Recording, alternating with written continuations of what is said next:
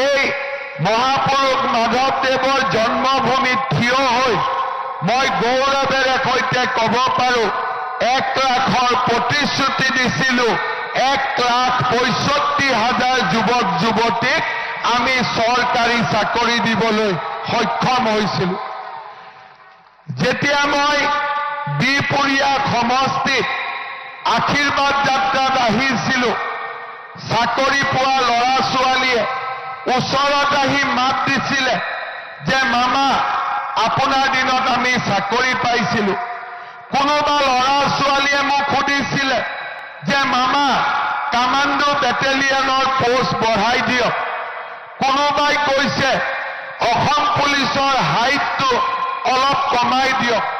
অৰ্থাৎ আজি গোটেই ৰাস্তাটোতে যুৱক যুৱতীৰ মাজত আশা আৰু আকাংক্ষা যে মামা আহিব, আমি এটা কৰ্ম সংস্থাপনৰ আকৌ এবাৰ সুবিধা পাম। মই আজি এই পবিত্ৰ ভূমিত থিয় হৈ আপোনালোকক প্ৰতিশ্ৰুতি দিছোঁ, অহাবাৰ চৰকাৰ আহিলে 5 বছৰত মই এইবাৰ 1 লাখ নহয় 2 লাখ যুৱক যুৱতীক চৰকাৰী চাকৰি দিয়াৰ ব্যৱস্থা কৰিম।